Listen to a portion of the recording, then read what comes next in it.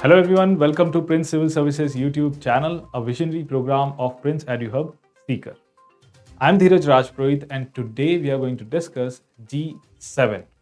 So recently G7 की summit हुई है, 48th summit हुई है, तो उससे related आज हमारा ये session का topic है, क्या G7 है और ये summit इसकी क्या importance है world politics में, कौन इस ये G7 है क्या, कौन इसके members हैं और अगर और इसके अलाइड मेंबर्स कौन कौन से हैं G7 एक्सटेंडेड या फिर इसकी हिस्ट्री देखेंगे हम G7 की कि हिस्ट्री क्या रही है और प्रेजेंट एरा में इसकी क्या इंपॉर्टेंस है ओके एंड ऑफ कोर्स इससे रिलेटेड टॉपिक्स भी हम डिस्कस करेंगे so let's start with the current topic why we are studying this so recently 48th summit of G7 has been conducted from 26th to 28th June 2022 and it was actually held in Germany.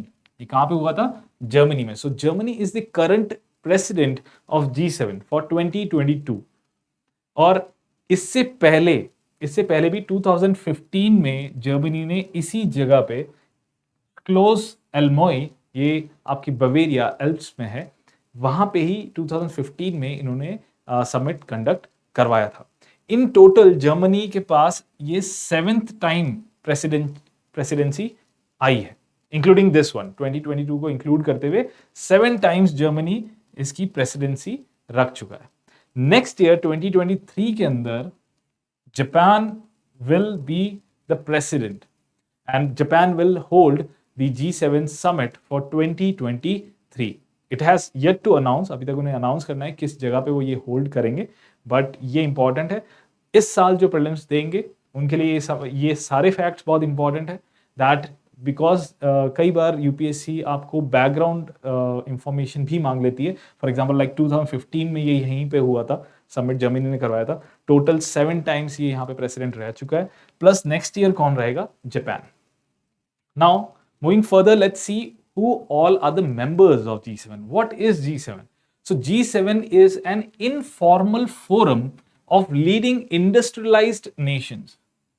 The importance is this, it is actually the industrialized nations. अब कौन बताता है इनको कि ये nations जो है industrialized है? Actually ये IMF के द्वारा बताया गया. IMF has termed these nations as industrialized nations, advanced economies. So which are these 7 nations? Canada, France, Germany, Italy, Japan, the United Kingdom, and the United States of America. These are the 7 nations or countries which have been termed as industrialized or advanced economies according to IMF. And these nations comprise G7. Okay, so G7 जो है ये total ये 7 nations को मिला के बनाया गया है. Apart from this, यहाँ पे सिर्फ यही लीडर्स, इन नेशंस के लीडर्स ही अटेंड नहीं करते ये समिट. इसके अलावा और भी कई सारे ऑर्गेनाइजेशंस के लीडर्स भी यहाँ पे ये अटेंड करते हैं. देखिए पहली बात तो जो ये समिट होती है हर साल, annual summit, this is held annually. That means हर साल ये कंडक्ट करवाई जाती है. प्लस ये रोटेशन बेसिस पे प्रेसिडेंटशिप जो है, प्रेसिडेंसी जो है वो रोटेट कर देते हैं. For example like Germany is the president for 2022, so next year Japan will be the president, may be उसके बाद फिर और कोई कंट्री यहाँ पे प्रेसिडेंट बनेगी. तो रोटेशन बेसिस पे ये प्रेसिडेंटशिप रोटेट करते हैं अमंग द ग्रुप.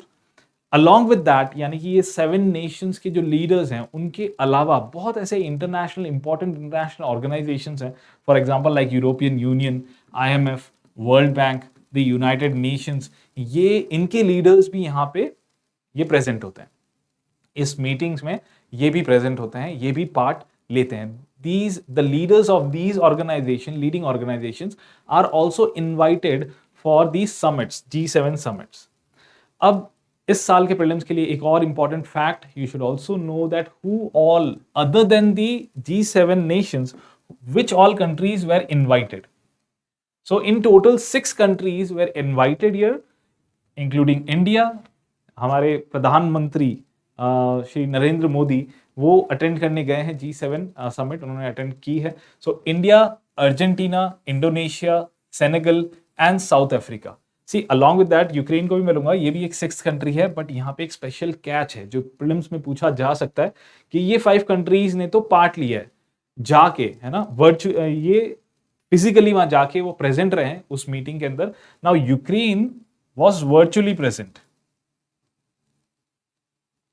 ये वर्चुअली प्रेजेंट था, ये फिजिकली नहीं गए. यूक्रेन की जो जेलेंस्की है ना, लीडर जो प्रेसिडेंट है जेलेंस्की, वो यहाँ पे वर्चुअली कॉन्फ्रेंस अटेंड करी है उन्होंने, फिजिकली नहीं आए थे. This is an important catch. These 6 nations were invited as guest members, or we can say partner countries, for 2022 G7 summit. Now let's see the history of G7. How the G7 evolved. See, in 1975 ये idea France का था. France के leader हैं D एस्टेंग, ये उनका और Germany के जो लीडर थे इनका आइडिया था that we should come together, the industrialised economies should come together to actually make a forum, or we can say a platform where they can discuss economies. Generally ये economy discuss करने के लिए ही बनाया गया था. And शुरुआत में 1975 में फ्रांस ने होस्ट किया था एक्चुअली इन बाकी कंट्रीज को. France itself, West Germany, as you know that it is 1975 until the fall of Berlin Wall. West और ईस्ट जर्मनी दो में डिवाइडेड था जर्मनी, है ना. 1989 के बाद आपके जर्मनी यूनिफाई हुआ. So West Germany till then, क्योंकि वेस्ट जर्मनी आपके थोड़ा सा ज्यादा एडवांस था. Then Italy, Japan, United Kingdom and United States, इनको बुलाया गया, इनको होस्ट किया 1975 में. ठीक है, इनको होस्ट किया और यहीं से स्टार्ट हुआ आपके एक ग्रुप जिसे कहा गया ग्रुप ऑफ 6. ठीक है, इन्होंने 1975 के बाद से एनुअल समिट कंडक्ट कराना स्टार्ट कर दिया. इन्होंने डिसाइड किया that now we will conduct always a summit, annual summit, and including ये सारे नेशंस ने मिलके. ठीक है, तो यहीं से स्टार्ट हो गया एक ग्रुप, जिसे ये इनफॉर्मल ग्रुप है, फॉर्मल नहीं है, इनफॉर्मल मीटिंग होती है. सो इसको कहा गया ग्रुप ऑफ 6, जिसे हम G6 कहते हैं. तो पहले आया G6, then G7. See, Canada joined the G6 group in 1976. The next year, है ना, 1975 में ये 6 बने G6, उसके नेक्स्ट ईयर ही G7 बन गया. ठीक है, Canada was included. You might have also heard about G8, तो ये हम डिस्कस कर लेते हैं. What about Russia? Yes, so Russia was also included. See, G7 इसने ज्वाइन किया था फॉर्मली 1998 में. 1998 में इसने ज्वाइन कर लिया था G7 को, और ये G7 बन गया G8, द ग्रुप ऑफ 8.